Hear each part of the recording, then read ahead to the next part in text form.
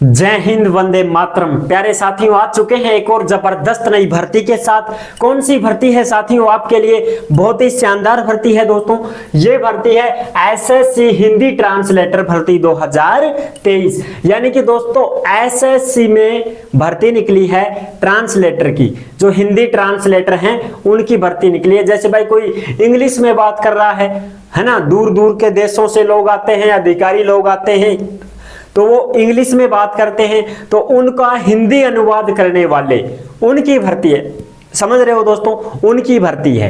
यानी कि जो इंग्लिश में बोले उसको मैं हिंदी बना दूं और फिर हिंदी में आपको बता दूं। जैसे वो नहीं रहते हैं भाई अपने, जो बड़े बड़े अधिकारी रहते हैं, तो वो जैसे दूसरे अधिकारियों के सामने जाते हैं, विदेशों में जाते हैं, तो वो इंग्लिश बोलते हैं। अब इंग्लिश अपने अधिकारियों को समझ में नहीं आती है, तो फिर वो क्या करते हैं, हमारे जो ट्रांसलेटर रहते हैं वो उनको हिंदी बताते हैं कि ये आदमी ये बोल रहा है। फिर वो समझते हैं, अच्छा, फिर रिप्लाई देते हैं। समझ रहे हो? तो इनकी भर्ती है दोस्तों। संपूर्ण जानकारी दूंगा, एकदम आसान और सरल भाषा में समझा दूंगा।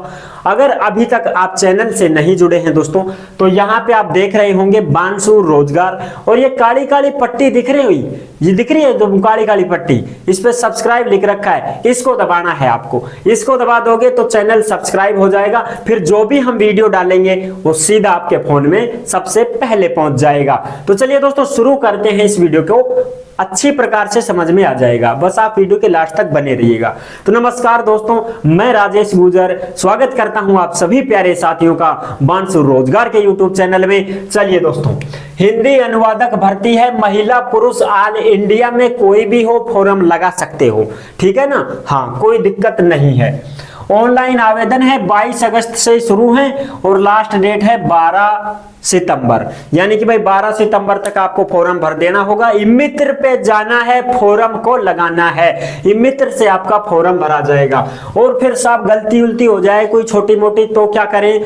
तो भाई गलती उल्टी हो जाए तो 2 दिन का समय मिलेगा, 13 सितंबर और 14 सितंबर।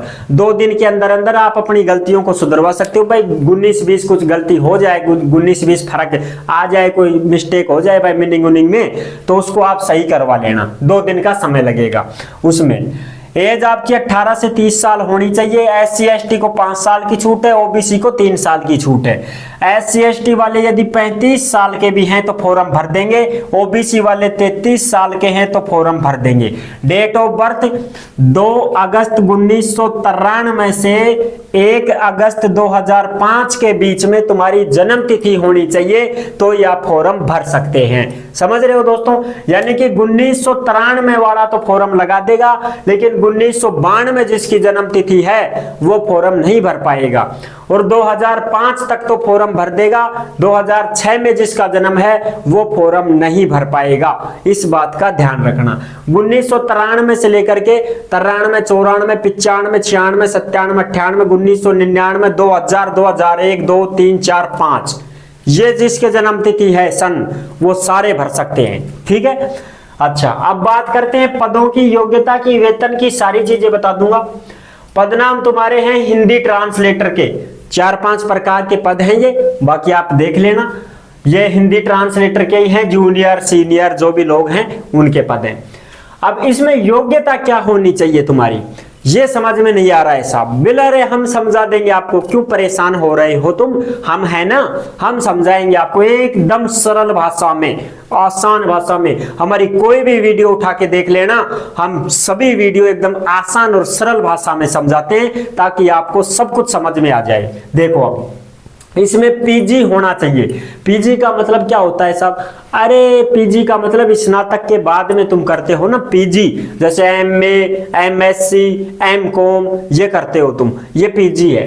अब देखो इसमें अगर आपने MA कर रखी है तो ही आप फॉर्म लगा सकते हैं। MA कौन से सब्जेक्ट से? अगर आपने MA इंग्लिश लिटरेचर से की, भाई MA तो एक सब्जेक्ट से ही होती है, चाहे तुम हिंदी से करो, इंग्लिश से करो, ज्योग्राफी से करो, पॉलिटिकल से करो, किसी से भी करो, हिस्ट्री से करो, MA तो एक सब्जेक्ट से ही होती है। समझ रहे हो?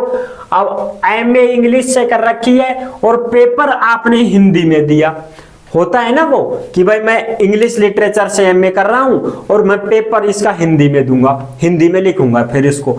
ऐसा होना चाहिए, तो वो इसमें फॉर्म भर सकते हैं। दूसरी बात, एमए यदि आपने हिंदी से की, भाई हिंदी से एमए की, आपने हिंदी लिटरेचर से एमए की हो और पेपर आपने इंग्लिश में दिया हो, उसका हिंदी में तो दिया, हिंदी से तो कर रहे हो आप एमए, लेकिन पेपर को कैसे कर रहे हो, इंग्लिश में कर रहे हो पेपर, तो फिर आप इसमें फॉर्म लगा सकते हैं। यानी कि हिंदी इंग्लिश इसकी ट्रांसलेट जरूरी है, इंग्लिश की आप हिंदी बना सको, हिंदी की आप इंग्लिश बना सको, ये ऐसे ट्रांसलेट करना है आपको। ठीक है दोस्तों, बिल्कुल। अब मेन बात है इसमें पद है हिंदी अनुवादक का। तो हिंदी अनुवादक का मतलब, अगर आप अंग्रेजी जानते हो तो ही आप हिंदी बना पाओगे ना, अगर आप अंग्रेजी नहीं जानोगे तो हिंदी कैसे बना पाओगे, समझ रहे हो, ये बात है। तो इसका ये योग्यता है, जो जूनियर हैं उनके तो 35,400 सैलरी, और जो सीनियर हैं 44,900 थारी तनख्वाह रहेगी। बहुत ही शानदार नौकरी है। अब देखो दोस्तों, इसमें बीकॉम और एमएससी वाले भी हैं, लेकिन उनका मुश्किल है दोस्तों, क्योंकि इसमें ये चीज है ही नहीं। इंग्लिश एक सब्जेक्ट से एमए किया है, पेपर हिंदी में दे दिया, एमए हिंदी से किया है, पेपर इंग्लिश में दे दिया। अब ये सब्जेक्ट इनके पास कहाँ है, बीकॉम एमएससी में है क्या भाई? अगर हैं तो फॉर्म भर सकते हो, अगर नहीं है तो मुश्किल काम लगता है। ठीक है, अच्छा जी। अगली बात करें, पेपर कितने होंगे? पेपर 2 होंगे साथियों। पेपर फर्स्ट होगा और पेपर सेकंड होगा। पेपर फर्स्ट होगा तुम्हारा हिंदी इंग्लिश आएगी, और पेपर सेकंड होगा जिसमें आपको ट्रांसलेट करवाया जाएगा कि भाई इसको ट्रांसलेट करो, हिंदी है तो इंग्लिश में करो और इंग्लिश है तो हिंदी में ट्रांसलेट करो। इस चीज से कंप्यूटर बेस्ड टेस्ट होने वाला है, परीक्षा होगी कंप्यूटर बेस्ड तुम्हारी। 1/4 नेगेटिव है, ऐसे मत करना अक्कड़ बक्कड़ बम्बेबो 80-90 पूरे 100 टिका दो ना 100 के 100, गड़बड़ी कर दोगे तुम, फिर तुम्हारे वो भी नंबर कट जाएंगे यार, क्या मतलब है फिर। अगर आपको प्रश्न आ रहा है तो ही आप जवाब दे, नहीं आ रहा है तो ऐसे मानो भाई 2 ऑप्शन बचे हैं, 2 तो गलत हो गए, अब 2 बचे, तो भाई उसमें तो कुछ कर भी सकते हो भाई, या तो ए या बी भाई। और यदि ऐसा है कि मैंने देखा ही नहीं इस प्रश्न को, तो उसको मत करना, वरना आपके नंबर कट जाएंगे फिर। ठीक है दोस्तों, जनरल ओबीसी ईडब्ल्यूएस के फीस लगेगी 100 रुपए, और वो भी पुरुष की, महिला की कोई फीस नहीं है, और बाकी किसी की कोई फीस नहीं है। केवल और केवल जनरल ओबीसी ईडब्ल्यूएस वाले जो पुरुष कैंडिडेट हैं उनके 100 रुपए लग रहे हैं, ज्यादा फीस भी नहीं है। और बाकी महिला हो चाहे कोई SC ST वाला हो, उसका कोई पैसा नहीं लग रहा है फॉर्म भराई का। ठीक है साथियों, तो इस बात का ध्यान रखना। एज 18 से 30 साल है। 1 अगस्त 2023 को जिसकी 18 साल पूर्ण पट हो गई हो वो फॉर्म भर सकता है। ठीक है, ये है इसकी संपूर्ण जानकारी। पदों की बात करें तो 307 पद हैं दोस्तों, इस बात का ध्यान रखना। 307 पदों पे ये भर्ती निकली हुई है। नोटिफिकेशन हमने आपको दिखा दिया है, संपूर्ण जानकारी हमने आपको दे दी है। यदि वीडियो आपको पसंद आई है तो दोस्तों लाइक जरूर कर देना, और चैनल पर पहली बार विजिट कर रहे हैं तो सब्सक्राइब करना ना भूलें। सब्सक्राइब जरूर करना दोस्तों, क्योंकि देश में जितनी भी भर्तियां निकलती हैं तमाम भर्तियां हम आपके साथ शेयर करते हैं, एकदम आसान और सरल भाषा में आपको समझाते हैं दोस्तों। तो जुड़ने के लिए बहुत बहुत धन्यवाद। फिर मिलूंगा एक और जबरदस्त नई भर्ती के साथ, तब तक के लिए सभी प्यारे साथियों को जय हिंद, जय भारत।